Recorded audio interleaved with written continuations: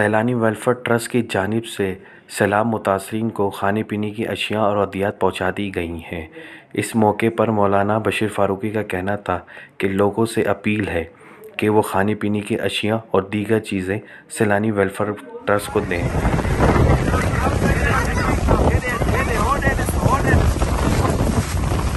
بسم اللہ الرحمن الرحیم۔ اس بات میں تو دو رائے نہیں ہو سکتی کہ پاکستان کے 75 سالہ دور میں مختلف دور میں مختلف وقت میں آفتیں آئیں، مگر ایسی آفت شاید کبھی نہیں آئی۔ ایسے جانی نقصان کے بارے میں جو ہمیں اطلاعات مل رہی ہیں شاید وہ درست نہ ہوں۔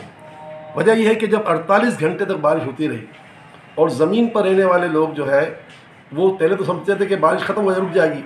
وہ بڑھتی یہاں تک کہ ان کے بچوں تک پانی پہنچا، لیکن وہ باہر تو نہیں کر سکتے، پھر ان کے جانوروں تک پہنچا، یہاں تک کہ ان کے بچے ڈوب گئے، اور پھر جو پانی رہنا تھا، نہ جانے کتنے ایسے لوگوں کے جو رہنے بہہ گئے ہوں گے، نہ جو ان کا جنازہ ہوا، نہ ان کی نماز ہوئی، نہ ان کی تدفین ہوئی۔ تو یوں تو لگتا ہے کہ بہت خطرناک طور پر لوگوں کی اموات ہوئی، لیکن ہم اس کا دعویٰ تو نہیں کرتے، مگر بظاہر یہ لگتا ہے کہ بہت خطرناک ہوئی ہے۔ مگر اب یہ ہے کہ یہی کیا جا سکتا ہے کہ جو زندہ سلامت ہیں ان کو زندہ سلامت رکھا جائے۔ اس میں کوئی شک نہیں ہے کہ بہت سے ایسے لوگ ہوں گے اس وقت جو بڑی تعداد میں جن تک کوئی بھی نہیں پہنچ سکا۔ ہاں، پاک فوج کے پاس اپنے ہیلی کاپٹرس ہیں اور پاک فضائیہ کے پاس اپنے جہاز ہیں، اور اللہ کا کرم ہے کہ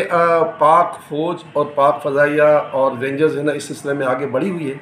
اور یہی کہوں گا کہ جو آپ نے کہا بیرون ملک پاکستانی، بھائی آپ پاکستان کے باشندے ہو،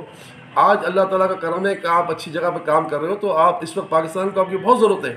بس اپنے گھر میں آپ اپنے گھر والوں کو پیسے بھیجوائیں اور وہاں سے یہ سیلانی جیسے اداروں کو پہنچیں یا کئی اداروں کو پہنچیں، کیونکہ اس وقت اگر آپ نے پاکستان کا ساتھ دیا تو یہ ساتھ دینا آپ کا اخلاقی بھی شرعی ذمہ داری بھی ہے، اور ساتھ ساتھ ملی طور پر یہ ایک بہت بڑا فائدہ ہو جائے گا کہ لوگ جو زندگیاں جو ہیں جو پامال ہو رہی ہیں وہ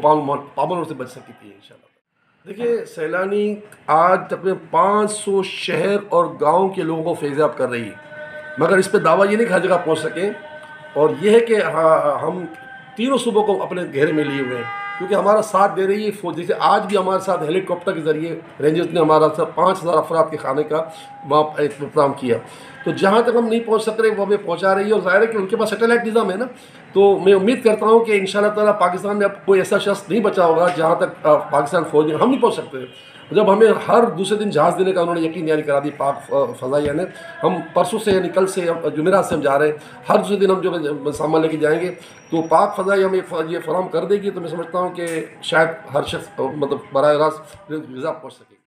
ہاں، ہر شخص کو چاہیے کہ نماز کے بعد 11 مرتبہ آیت کریمہ پڑھ لے، لا الہ الا انت سبحانک انی کنت من الظالمین، لا الہ الا انت سبحانک انی کنت من الظالمین، لا الہ الا انت سبحانک انی کنت من الظالمین، کہ یہ اسم اعظم ہے، اس کے پڑھنے سے ہر پریشانی دور ہو جاتی ہے۔